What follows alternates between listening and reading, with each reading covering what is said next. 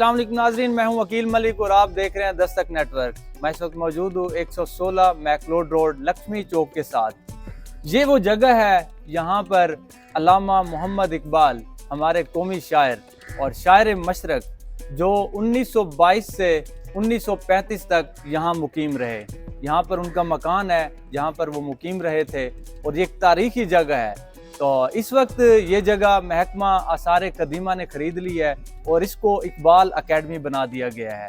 तो यहाँ पर उनकी ज़िंदगी गुजरी, ज़िंदगी के 13 साल उन्होंने यहाँ पर गुजारे थे। और ये हमारे साथ मौजूद हैं डॉक्टर इरफान हाशमी साहब, तो इनसे भी बात करते हैं। ये शायर पाकिस्तान है, इनको खिताब दिया गया है, तो इनसे भी इस बारे में डिस्कस करते हैं। अस्सलाम वालेकुम सर। जी वालेकुम सलाम। अच्छा सर, ये बताएं सबसे पहले तो डॉक्टर साहब यहाँ पर 13 बरस यहाँ रहे। जी तकरीबन 13 बरस वो यहाँ पे मुकीम रहे हैं और उस वक्त वो यहाँ पे किराए पे ही रहते रहे हैं। किराए पे। तो नाजरीन, यहाँ पर डॉक्टर अल्लामा मोहम्मद इकबाल किराए पर रहते रहे हैं 13 बरस तक, यानी कि ये उनका अपना मकान नहीं था, किराए पर रहते रहे। यहाँ पर उनकी कौन सी बीवी उनके साथ थी और बच्चों की पैदाइश वगैरह? सेकंड वाइफ हैं जो यानी जस्टिस जावेद इकबाल साहब रहमतुल्लाह अलैह की जो वालदा मोहतरमा हैं, ठीक है, वो यहाँ पे उनके साथ जो है मुकीम रहे हैं।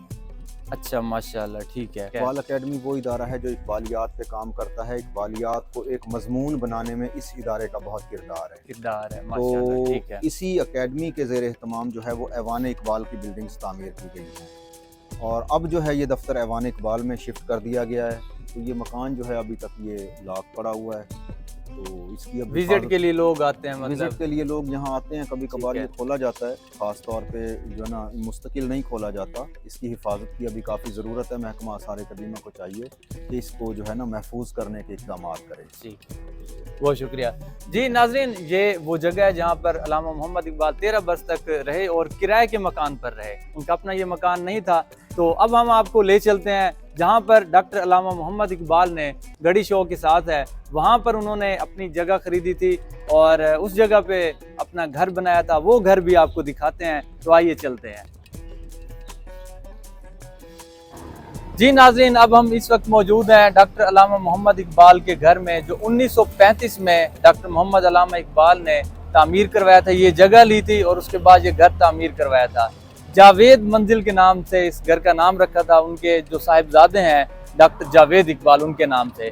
तो उसके बाद 1938 में उनकी वफ़ात हुई। 3 साल तक वो इस घर में रहे। तो उसके बाद इस डॉक्टर मोहम्मद अल्लामा इकबाल के घर को इकबाल म्यूज़ियम बना दिया गया है। डॉक्टर जावेद इकबाल जो थे, उनके साहिबजादे, उनसे कहा गया था कि ये हम घर ख़रीदना चाहते हैं। तो उन्होंने कहा था कि ये मैं घर बेचता तो नहीं हूँ, पैसे नहीं लूँगा, लेकिन ये आप घर ऐसे ही रख लें और इसको मेरे बाबा की याद में जो म्यूज़ियम बनाना चाहते हैं तो वो आप बना सकते हैं।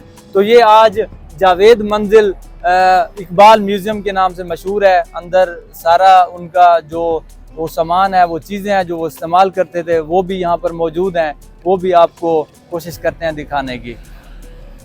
डॉक्टर साहब, आप क्या कहना चाहेंगे इस हवाले से?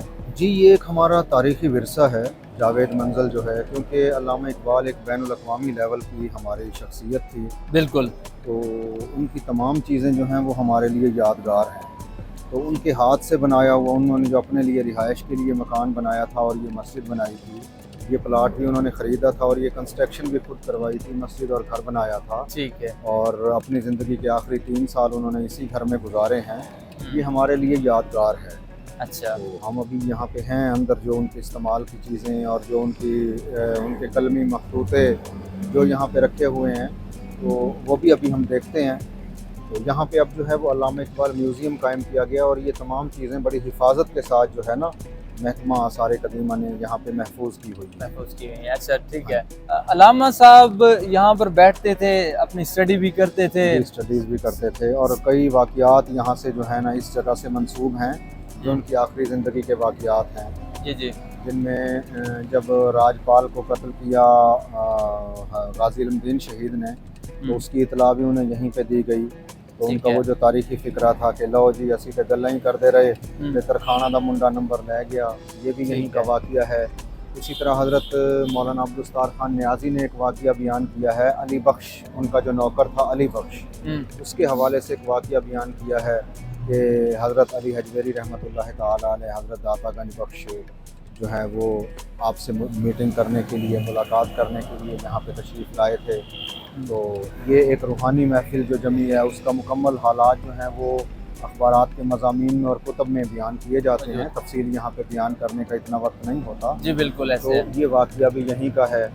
डॉक्टर साहब के जो आखिरी लम्हात थे यहाँ वफात से चंद माह पहले, वो कैसे थे, कैसे गुजरे, उसके बारे में सब मालूमात। आखिरी जो 1.5-2 साल हैं उनके, वो जो है ना उनकी बीनाई चली गई थी। ठीक है। उनको काला मोतिया हो गया था। काला मोतिया उस वक्त जो है वो लाइलाज होता था। तो और वैसे भी बुढ़ापा भी था, उन्हें कई जो है ना बीमारियों ने घेर लिया था। ज़ाहिर है मुफक्किर आदमी को जो है फ़िक्र की वजह से भी जो है ना वो कई बीमारियां घेर लेती हैं।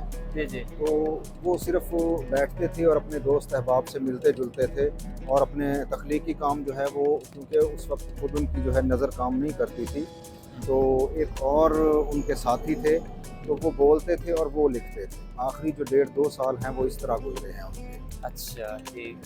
जी नाज़रीन, आपने इन्फॉर्मेशन सुनी और हमारे कौमी शायर हैं और ये हमारे लिए असासा है। और हम जब उनकी चीज़ें देखते हैं, हम उनकी स्टडी तो कर चुके हैं, उनके जो शायरी है वो भी पढ़ चुके हैं, तो एक फीलिंग आती है जब ये घर देखते हैं, जब ये उनकी चीज़ें देखते हैं, तो एक एहसास होता है कि हमारे कौमी शायर थे जिन्होंने पता नहीं क्या कुछ हमारी नस्ल को पहुंचाया है।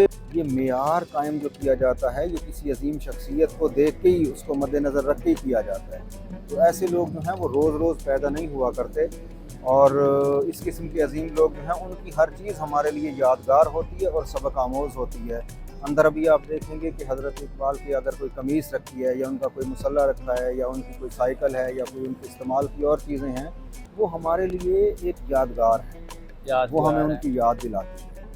जी नाज़रीन, आपको विज़िट करवाया हमने और हमारे कौमी शायर हैं और हमें इस चीज़ का फ़ख्र महसूस होता है कि आज हम इस जगह पर मौजूद हैं। और ये एक ऐसा मकाम है कि जहाँ पर हमारे मुफस्सिर, और जिसको मैं वली समझता हूँ, क्योंकि उनकी शायरी में जो रूहानियत है, जो एहसास है, यकीन माने अक्ल से आगे है, तो इसलिए मैं उसको वली मानता हूँ। हमारे लिए फ़ख्र की बात है हम इस जगह पर मौजूद हैं।